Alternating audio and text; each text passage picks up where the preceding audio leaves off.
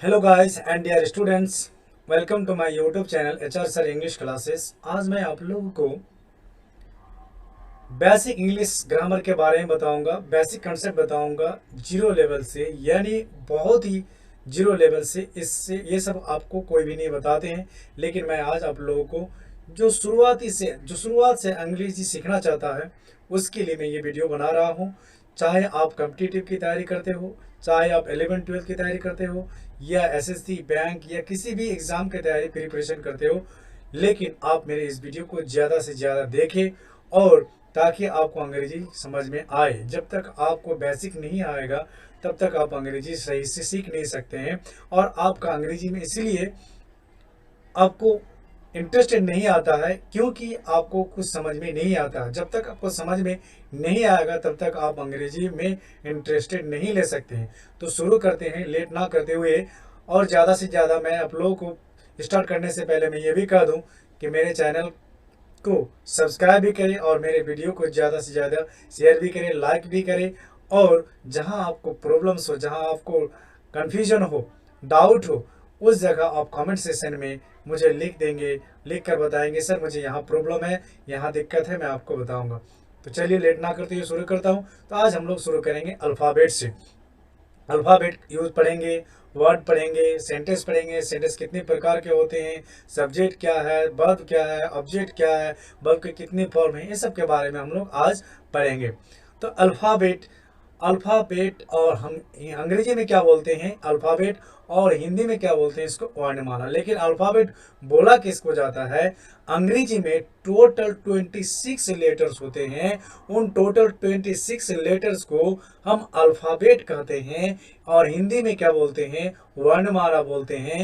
यानी हम ये कह सकते हैं the complete set of 26 letters in English language is called the alphabet. यानी अंग्रेजी के 26 लेटर को हम क्या बोलते हैं? अल्फ़ाबेट बोलते हैं। जैसे बस यहाँ से ए टू जेड क्या है आपका, ये सब आपका क्या है? अल्फ़ाबेट है। और ये को हम क्या बोलते हैं? लेटर बोलते हैं। बी को भी क्या बोलते हैं? लेटर बोलते हैं। लेकिन टोटल कितने लेटर से? 26। और 26 लेटर को हम क्या बोलते हैं? अल्फ़ाबेट। लेकिन मैं आपको ये भी कह दूं, बहुत सारे टीचर्स भी स्कूल में पढ़ाते हैं या कोचिंग में पढ़ाते हैं, लेकिन उसको ये से लेकर जेड तक उसको सही उच्चारण के साथ बोल नहीं पाते हैं वो। तो मैं आज वो भी बोल देता हूँ आपको कैसे ए टू जेड आपको पढ़ना है, किस उच्चारण से कैसे पढ़ना है। तो देखिए, A B C D E F. F नहीं होता है, बहुत सारे टीचर्स क्या बोलते हैं? एफ बोलते हैं, लेकिन एफ नहीं होता है, एफ होता है। जी एच, एच नहीं होगा, एच होगा। आई जे के, एल होता है, एल नहीं होता है। एम होता है, एन नहीं होता है। N O P Q R S T U V W X Y Z. इस प्रकार से आपको पढ़ना पड़ेगा उच्चारण के साथ। लेकिन आप ये नहीं बोलेंगे A B C D E F G H I J K L M N O P Q R S T U V W X Y Z. इस तरह से आपको नहीं पढ़ना है। उच्चारण के साथ कोई भी चीज़ को पढ़ना है, क्योंकि आपको आगे आर्टिकल चैप्टर में बताया जाएगा हर चीज़ जो होता है उच्चारण के साथ। सही उच्चारण अगर आप नहीं जानते हैं तो ये अंग्रेजी फिर आपका ये कैसा लैंग्वेज हो गया? सेलिंग लैंग्वेज हो गया। तो फिर सीखना नहीं सीखना बराबर है। कोई भी अंग्रेजी को आप बोले लेकिन उच्चारण के साथ, कम बोले लेकिन उच्चारण के साथ बोले। चलिए अगर हम अगला हमारा नेक्स्ट पॉइंट है क्या? लेटर्स के बारे में जानेंगे कि लेटर्स टोटल 26 है, लेकिन इसको दो भागों में बांटा गया। कितनों भागों में बांटा गया? दो भागों में। एक होता है बवेल और एक होता है consonant. Vowel letter and consonant letter. सबसे पहली बात आपको देखना पड़ेगा, there are two types of letters and one is vowel letter and दूसरा हमारा सेकेंड है कॉन्सोनेंट लेटर। लेकिन बवेल लेटर को हम हिंदी में क्या बोलते हैं? स्वर्ण वर्ण। और कॉन्सोनेंट लेटर्स को क्या बोलते हैं? व्यंजन वर्ण। अब ये दो भागों में क्यों बांटा गया? इसका तो कोई ये आपका कोई रीजन तो होना चाहिए। सबसे पहली बात, रीजन जानने के लिए आपको क्या करना पड़ेगा कि ये जो आपका वोवेल है, वोवेल के बारे में भी जानना पड़ेगा, और ये कॉन्सोनेंट है, कॉन्सोनेंट के बारे में भी जानना पड़ेगा। तो मैं आपको बता दूं कि वोवेल का जो उच्चारण होता है ये खुद अपने आप को पूर्ण उच्चारण देता है। यानी the letters which are pronounced without consonant, यानी ये समझ में आ गया बिना कॉन्सोनेंट का ये जो वोवेल होता है वो पूर्ण उच्चारण देता है, क्योंकि ये वोवेल जो है किसी अन्य लेटर की सहायता के बिना ये पूर्ण उच्चारण देगा। कैसे, मैं आपको वो भी बता रहा हूँ। जैसे आपका क्या है, ये आपका ए का उच्चारण, जैसे ये का हम क्या लिखते हैं, वह लिखते हैं, इनके साथ क्या कोई वोवेल कॉन्सोनेंट आया? नहीं आया। उसी प्रकार से यहाँ आय है, आय के साथ कोई कॉन्सोनेंट आया क्या? नहीं आया। ये खुद ब खुद पूर्ण उच्चारण देता है। उसी प्रकार से यहाँ कह सकते हैं वो है तो वो का वही होता, कोई कॉन्सोनेंट नहीं आया। लेकिन मैं आपको बता दूं कि जब कॉन्सोनेंट की बात करेंगे तो कॉन्सोनेंट के साथ कॉन्सोनेंट अपने आप को ये पूर्ण उच्चारण नहीं दे सकता है। कॉन्सोनेंट को उच्चारण देने के लिए वोवेल की भी जरूरत पड़ता है। वोवेल के बिना वो उच्चारण नहीं दे सकता है। तो पहले हम वोवेल कितने हैं वो भी बात करते हैं। There are 5 vowels, A E I O U. अंग्रेजी में टोटल कितने वोवेल्स हैं? 5 हैं। और हम किसकी बात करेंगे? कॉन्सोनेंट की बात करेंगे कि कॉन्सोनेंट होता क्या है। सबसे पहली बात देखना पड़ेगा कि कॉन्सोनेंट जो होता है, the letters which are not pronounced without vowel, यानी ये समझ में आ गया कॉन्सोनेंट जो है, कॉन्सोनेंट का उच्चारण हम कर सकते हैं किसके साथ? वोवेल के साथ। बिना वोवेल का हेल्प लिए कॉन्सोनेंट का खुद उच्चारण नहीं हो सकता है। क्योंकि मैं आपको ये भी बता दूं, क्योंकि कॉन्सोनेंट जो ऐसा होता है, इसलिए इसको क्या कर दिया गया, डिवाइड कर दिया गया कॉन्सोनेंट और वोवेल में। तो कॉन्सोनेंट ये खुद अपना उच्चारण नहीं दे सकता है और वोवेल जो है खुद अपना उच्चारण दे सकता है। वो कैसे, मैं आपको बता दूं। जैसे आप लिखते हैं क, तो क अकेला नहीं आएगा, के उनके साथ क्या आया? ए आया। तो क्या हो गया, यानी ये उच्चारण, ये क्या है आपका? वोवेल है। इसीलिए कॉन्सोनेंट को वोवेल की जरूरत होता है। उसी प्रकार से जैसे ख लिखा तो सिर्फ के लिख के नहीं होगा, के एच लिख के नहीं होगा। ख लिखने के लिए ये भी चाहिए, ख, का, खा, गा, आ। इस प्रकार से आपको क्या चाहिए? उसके साथ कॉन्सोनेंट चाहिए। ठीक है, का, खा, गा, ब, प, फ, ब। इस प्रकार से जितने भी कॉन्सोनेंट होगा, कॉन्सोनेंट के साथ वोवेल जरूर लगेगा उसके उच्चारण को कंप्लीट करने के लिए। यहाँ तक कोई दिक्कत? यानी फिर से मैं बता देता हूँ ये एक बार, वोवेल को कॉन्सोनेंट की जरूरत नहीं होती है उच्चारण देने के लिए, लेकिन कॉन्सोनेंट को वोवेल का जरूरत होता है उच्चारण के लिए। यानी ये समझ में आ गया, कॉन्सोनेंट बिना वोवेल का उच्चारण नहीं देगा, लेकिन वोवेल क्या है? बिना कॉन्सोनेंट, बिना किसी अन्य लेटर की सहायता के बिना भी वो पूर्ण उच्चारण वो खुद ब खुद दे सकता है, देता है, यानी वो उच्चारण देगा। अब हम लोग चलेंगे नेक्स्ट में, यानी हम ये भी बताते हैं कि कॉन्सोनेंट कितने हैं। टोटल 21 है। यानी ये ई आई ओ यू को छोड़कर जितने भी बचता है उसको हम क्या बोलते हैं? कॉन्सोनेंट बोलते हैं। ठीक, अब बात आ गई, किसकी बात करते हैं?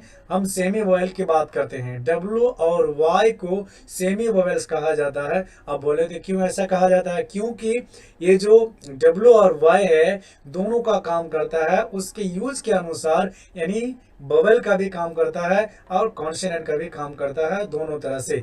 तो जब मैं आपको बताऊं कि ये कैसे करता है काम वोवेल का और कॉन्सोनेंट का, तो मैं आपको प्रोनाउंसिएशन एक चैप्टर है, उच्चारण चैप्टर है, उन चैप्टर के बारे में आपको मैं जब बताऊंगा, वो बहुत ही इंपॉर्टेंट चैप्टर है कि कैसे किस वर्ड को पढ़ा जाए, कौन सा वर्ड साइलेंट होता है, उनको भी मैं आप लोगों को बताऊंगा। तो यहाँ तक ये सब सारी चीज बेसिक बातें को हम लोगों को जानना है। आगे चलते हैं हम लोग वर्ड के बाद। किसकी बात कर रहे हैं? वर्ड की बात कर रहे हैं। वर्ड हम हिंदी में क्या बोलते हैं? शब्द। और अंग्रेजी में क्या बोलते हैं? वर्ड। तो सबसे पहली बात, वर्ड, ये word is a group of letters. मैंने यहाँ क्या बताया? ए ग्रुप ऑफ लेटर्स, यानी ग्रुप ऑफ किसका समूह? लेटर का समूह, लेटर के समूह, यानी that gives complete meaning is called word. यानी हम ये कह सकते हैं लेटर को समूह को वर्ड बोला जाता है, जिससे कोई अर्थ हो, जिससे कोई मीनिंग हो, यानी meaningful combination of A letters is called word. यानी समूह किसका? ये वर्ड का समूह, जैसे लेटर का समूह। सबसे पहली बात देखना पड़ेगा, ये आपका सी, यानी सेंस्योर। सेंस्योर का मतलब होता है निंदा करना, इसका अर्थ हुआ। अब दूसरी बात आपको ये भी देखना पड़ेगा कि जैसा आप यूज करते हैं 1 2 3 4 5 6 7, इनमें कितना है? 7 लेटर्स है। तो ये 7 लेटर्स मिलकर क्या बना? यानी एक वर्ड बना। ये 7 जो लेटर्स है समूह किसका है, यानी ये लेटर का समूह, और लेटर के समूह को हम क्या बोलते हैं, वर्ड बोलते हैं। क्या बोलते हैं, वर्ड। यानी ये बात समझ में आ गया, किसका समूह। अगर आपको कोई पूछे कि वर्ड किसको बोलते हैं, यानी group of letters, group of letters, यानी लेटर के समूह को, यानी लेटर से मिलकर क्या बनता है, शब्द बनता है। जैसे मैंने आपको और भी एग्जांपल दिया, सेंसर मतलब काट छाट कर हटा देना, उसी प्रकार से प्रिजर्व का मतलब होता है संचित करना। इसी प्रकार से हम वर्ड को समझेंगे। लेकिन और एक दूसरी बात आपको ये भी जानना पड़ेगा, क्या a and a are single letter, ठीक है, a and a are, I and a are single letter which we call words. यानी ये भी समझ में आना चाहिए, एक अपवाद है, आप समझ लीजिए कि ये भी सिंगल है तो ये भी एक लेटर है, ये भी एक क्या है, आई भी एक क्या है, आपका सिंगल लेटर है। लेकिन आप बोलेंगे सर इसको वर्ड में कैसे काउंट कर लिए, क्योंकि इसका अर्थ होता है, आई का मतलब होता है मैं, और ए का मतलब होता है एक, इसीलिए इसको ये क्या है, वर्ड भी है और लेटर भी। इन बातों को भी जान लीजिए। चलिए हम नेक्स्ट पॉइंट में चलते हैं। जैसे आप सबसे पहली बात देखना पड़ेगा, एग्जाम्पल देख लीजिए, आई एम ए स्टूडेंट। इनमें कितने आपका वर्ड्स हैं, 4 वर्ड्स हैं। आप ये मत सोचेंगे कि ये लेटर है, ये आई क्या है, लेटर है। यहाँ पर वर्ड का काम कर रहा है। इसका मीनिंग है मैं एक विद्यार्थी हूँ, मैं एक स्टूडेंट हूँ, इसीलिए इसका अर्थ होता है ये वर्ड में काउंट होगा। चलिए आगे चलते हैं हम। हाइफन वर्ड्स, हाइफन वर्ड्स क्या होता है पहले इसको भी जान लीजिए। It is also counted as one word, यानी हाइफन वर्ड को भी एक वर्ड में गिना जाएगा। हाइफन क्या होता है, एक छोटा सा होता है, और डैश क्या होता है, बड़ा सा होता है। इसको ये शब्दों के बीच में जब यूज करते हैं शब्द को जोड़ने के लिए, तब हम हाइफन का प्रयोग करते हैं। और हाइफन वाली वर्ड जो भी होगा वो क्या होगा, वो भी एक वर्ड ही होगा। आप सोचेंगे यहाँ स्टेट है, यहाँ ऑफ है, यहाँ पर आर्ट है, और यहाँ पर आर्ट है, द है, और यहाँ पर आर्ट है। तो आप 1 2 3 4, तो इसमें सोचेंगे आप कितने वर्ड है, 4 वर्ड है। ऐसा नहीं है, यहाँ पर क्या होगा, एक ही वर्ड होगा। तो जितने भी हाइफन वाले वर्ड होगा वो क्या होगा, एक ही वर्ड में काउंट होगा। जैसे फादर इन लॉ, आप जानते हैं कि फादर एक वर्ड है, इन एक वर्ड है, और लॉ एक वर्ड है। इसमें 3 वर्ड्स है, लेकिन आपको देखना पड़ेगा हाइफन से जोड़ा गया है। किससे जोड़ा गया है, हाइफन से जोड़ा गया है। और हाइफन से जोड़ने वाला जो शब्द होगा वो क्या होगा, एक ही शब्द होगा, वो दूसरे अलग अलग शब्द में नहीं होगा। इसमें 3 वर्ड्स नहीं है। इन चीजों को भी आप ध्यान में रखेंगे। अब हमारा नेक्स्ट पॉइंट है, number is taken is one word, यानी नंबर को भी, यानी संख्या को भी हम वर्ड में ही काउंट करते हैं। 1984 है, 1984 है, इसमें कितने वर्ड है, एक ही वर्ड है। पर जब इसको अलग अलग लिखा जाएगा तो फिर ये क्या होगा, अलग अलग काउंट में होगा। जैसे 1 2 3 4 5, जब इसको अलग अलग लिखेंगे तो अलग अलग वर्ड होगा। लेकिन ये मिलकर बना 1984, 1985, 1986, 2002, इस प्रकार जो भी आएगा एक ही वर्ड में काउंट होगा। जैसे 15 ये भी है, 5th ये भी है, लेकिन अभी इसी जगह एक एक करके लिखेंगे तो फिर क्या हो जाएगा, वो लेटर के रूप में आ जाएगा, संख्या के रूप में आ जाएगा। अब हमारा नेक्स्ट पॉइंट होगा क्या, कॉन्ट्रैक्शन, शॉर्ट फॉर्म, यानी संक्षेपण। संक्षेपण को भी हम एक वर्ड में बोला जाता है, एक वर्ड के नाम से जानते हैं। जैसे आपको मैं बता दूं, यहाँ जितने भी मैंने आपको दिया ये शॉर्ट फॉर्म है। जैसे हेल्पिंग वर्ब का सबसे पहली बात आपको देखना पड़ेगा, ये आर नोट है, यहाँ 2 वर्ड है, और 2 वर्ड को हम शॉर्ट में लिखे तो इसको क्या कर दिए आप, ये इसमें एक ही वर्ड है, इसमें 2 वर्ड नहीं है, क्योंकि ये कॉन्ट्रैक्शन जिसको बोलते हैं शॉर्ट फॉर्म, संक्षेपण को भी हम क्या बोलते हैं, एक वर्ड के नाम से जानते हैं। जैसे कैन नोट का क्या होता है, कांट होता है, उसी प्रकार से कुड नोट का क्या होता है, कुडंट होता है। उसी प्रकार से क्या होता है, मे नोट का क्या होता है, मेंट होता है। उसी प्रकार से सेल नोट का क्या होता है, सेंट होता है। उसी प्रकार से विल नोट का क्या होता है, वांट होता है। उसी प्रकार से वॉइस नोट का क्या होता है, वजंट होता है। उसी प्रकार से वेयर नोट का क्या होता है, वेरेंट होता है। उसी प्रकार से डू नोट का क्या होता है, डोंट होता है। उसी प्रकार से डज नॉट का क्या होता है, डजंट होता है। डिड नोट का डिडेंट, वुड नोट का वुडंट। उसी प्रकार से माइट नोट का माइटेंट। उसी प्रकार से आउट नोट का आउटंट। उसी प्रकार से मस्ट नोट का मसंट। उसी प्रकार से इज नोट का इजंट। उसी प्रकार से नीड नोट का नीडन। ये भी आपका क्या है, शॉर्ट फॉर्म है। तो इस प्रकार से आप लोग याद कर लेंगे। अब हम चलते हैं क्या, सेंटेंस में चलते हैं। अब बात आ गई, हम लोग किसकी बात होगी, वर्ड की बात होगी, लेटर्स की बात होगी।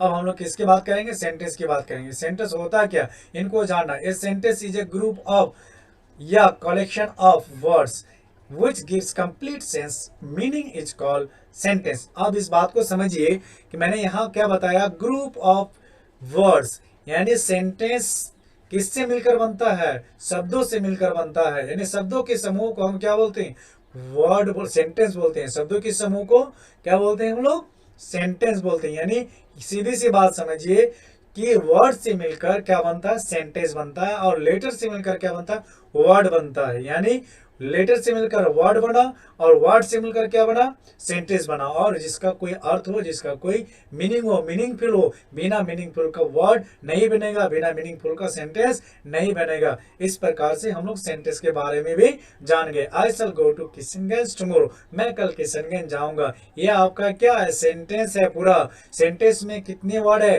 1 2 3 4 5 6, यानी कितने वर्ड्स हैं इसमें, 6। लेकिन समूह किसका है, शब्दों का समूह, और शब्दों का समूह मिलकर क्या बना, एक सेंटेंस बना। यानी शब्दों के समूह को हम क्या बोलते हैं, सेंटेंस बोलते हैं।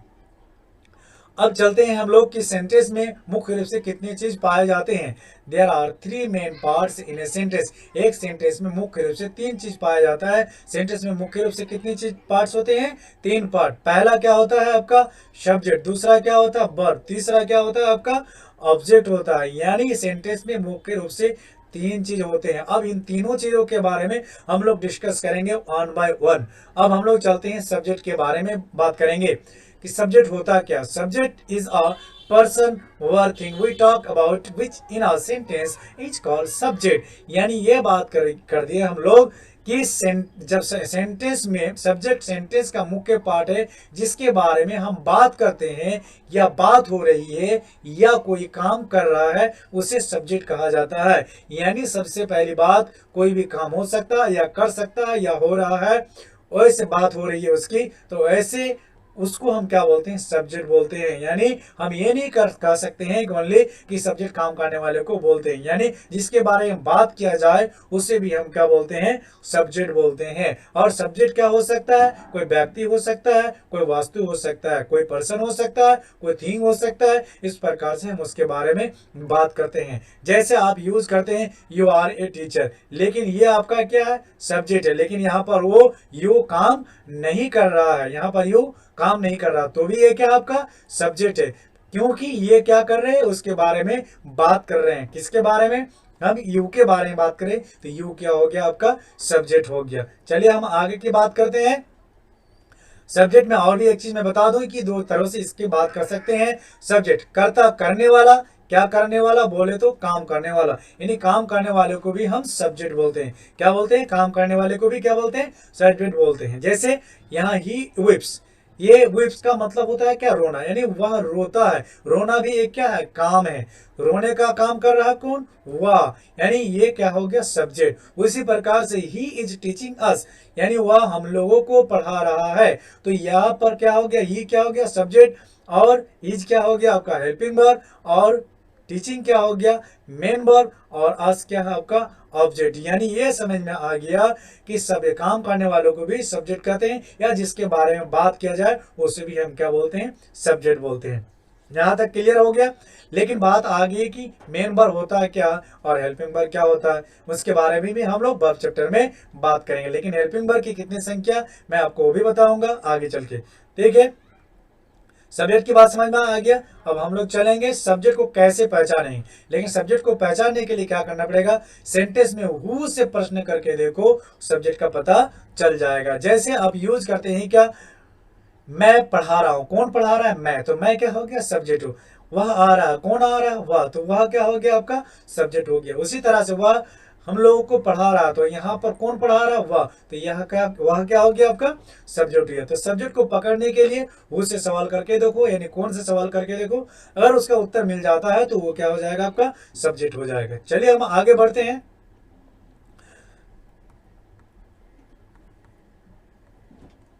अब हम किसकी बात करेंगे, वर्ब की बात करेंगे। सबसे पहली बात मैंने क्या यूज किया, लेटर को यूज किया, उसके बाद फिर क्या किया, वर्ड को यूज किया, सेंटेंस को यूज किया कि सेंटेंस में कितनी चीज पाए जाते हैं, सेंटेंस में 3 चीज पाए जाते हैं, सब्जेक्ट वर्ब, सब्जेक्ट के बारे में जान गए। अब हम लोग किसके बारे में बात करेंगे, वर्ब के बारे में बात करेंगे।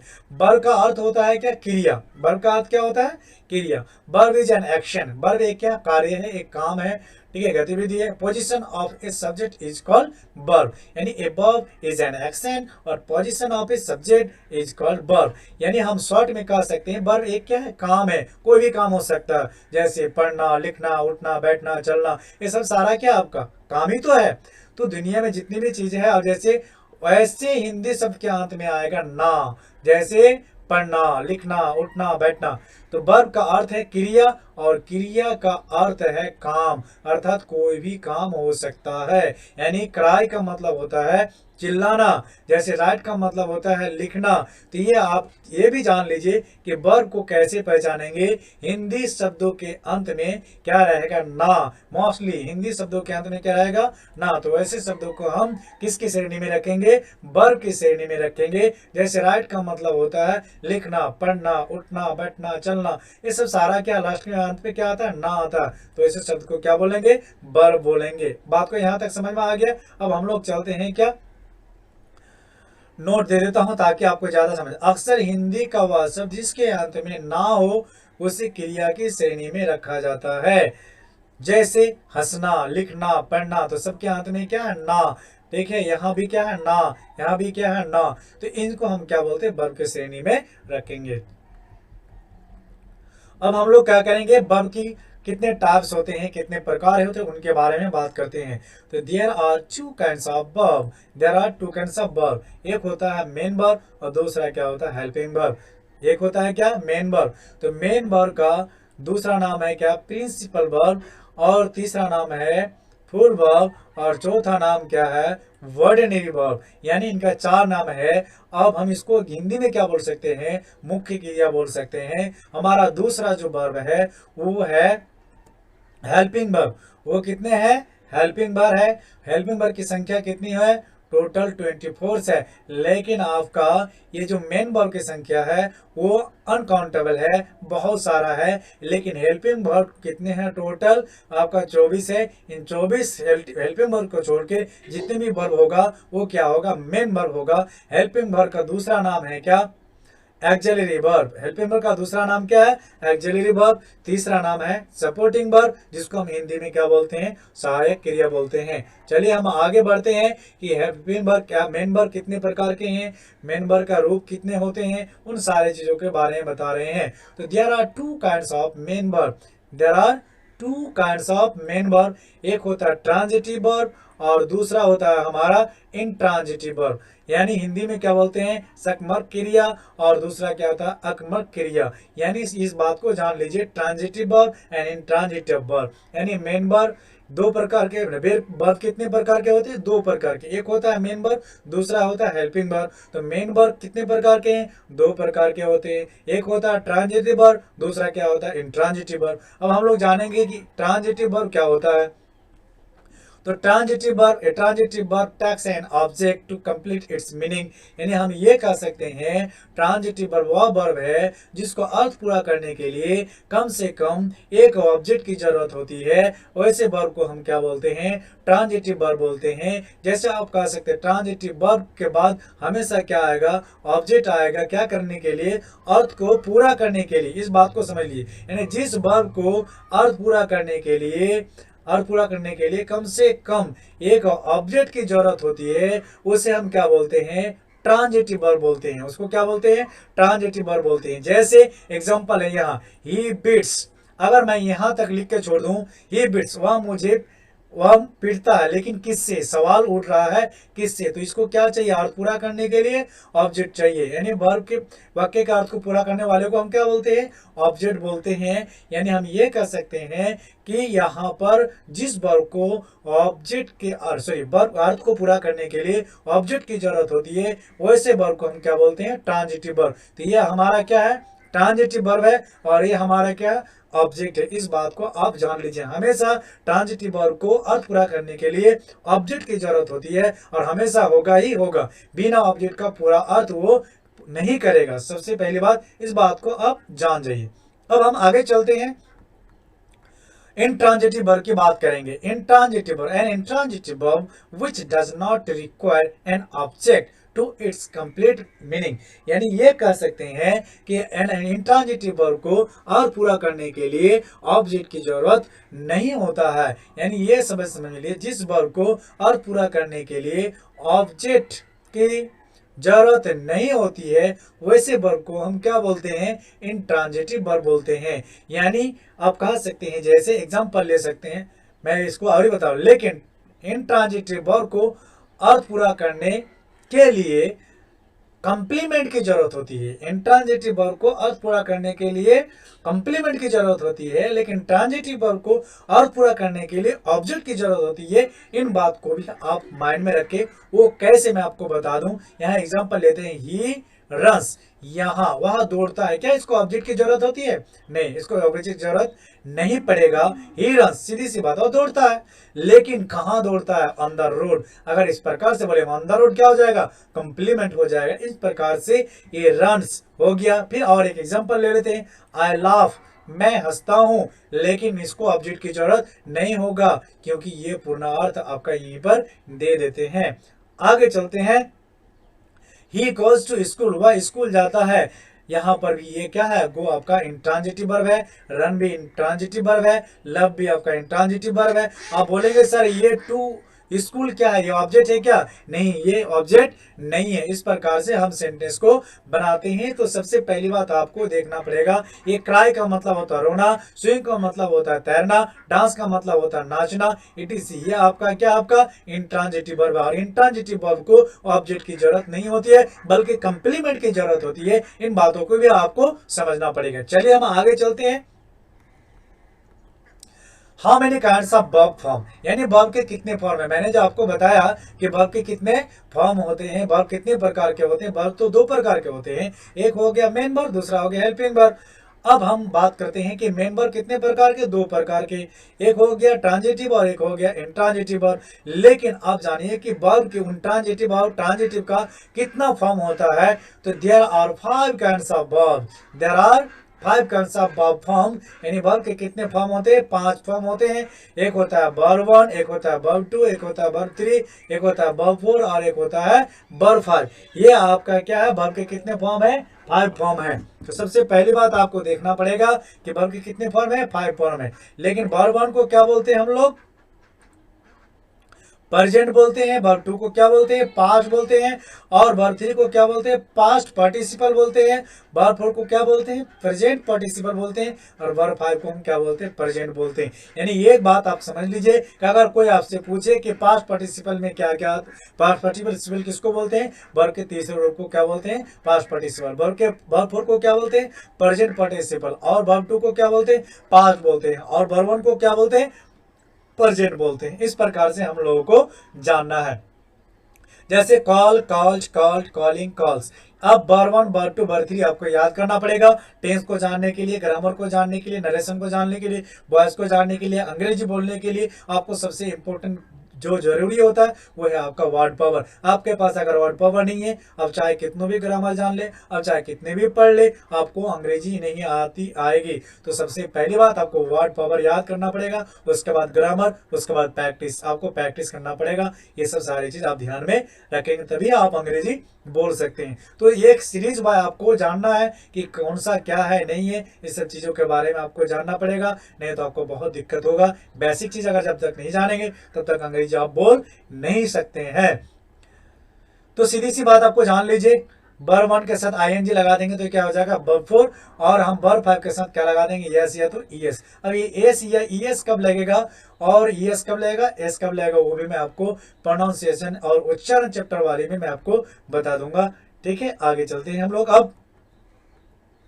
अब ये जो मैं कंप्लीमेंट की बात किया, वहां पर कंप्लीमेंट क्या होता है? और कंप्लीट का मतलब होता है पूरा करना, और कंप्लीमेंट का मतलब होता है पूरक। इट इज अ वर्ड और group of words which is used to complete the meaning of intransitive verb in a sentence is called complement. यानी हम ये कह सकते हैं सेंटेंस में इंट्रांजिटिव वर्ब के जो अर्थ को पूरा करे वैसे वर्ब, उन चीजों को हम, उन शब्दों को हम क्या बोलते हैं? कंप्लीमेंट बोलते हैं। यानी ये समझ में आ गया कि सेंटेंस में अगर इंट्रांजिटिव इंट्रांजिटिव वर्ब आए और उन इंट्रांजिटिव वर्ब को अर्थ को पूरा करे जो शब्द, उन शब्द को हम क्या बोल सकते हैं, कंप्लीमेंट बोल सकते हैं। यानी ये देखिए आई हैव ए कार, यानी ये आपका हैव है और ये आपका क्या है, कार, ये आपका ऑब्जेक्ट है। लेकिन मैं एक कार रखता हूं, इसका मीनिंग है, लेकिन इसको हम क्या बोलेंगे, कंप्लीमेंट। यानी वर्ब का अर्थ को पूरा करने वाले को हम क्या बोलते हैं, कंप्लीमेंट बोलते हैं। लेकिन वो कौन सा वर्ब होगा, इंट्रांजिटिव वर्ब के अर्थ को पूरा करने वाले को हम क्या बोलेंगे, कंप्लीमेंट बोलेंगे। और ट्रांजिटिव वर्ब के अर्थ को पूरा करने वाले को हम क्या बोलेंगे, वो ऑब्जेक्ट बोलेंगे। ठीक है, यहां तक समझ आए। आयरन ऑन द रोड, तो ये आपका क्या हो गया, ये ऑन द रोड कंप्लीमेंट हो गया, ये आपका क्या हो गया, complement. Birds fly in the sky, ये भी आपका इन द स्काई, ये क्या हो गया, आपका कंप्लीमेंट हो गया। यानी वर्ब के अर्थ को पूरा करता है। लेकिन कौन सा वर्ब, इंट्रांजिटिव वर्ब, और इंट्रांजिटिव वर्ब के अर्थ को पूरा करने वाले शब्दों को हम क्या बोलते हैं, कंप्लीमेंट बोलते हैं। इन बातों को भी आप ध्यान में रखें। अब हम आगे चलते हैं।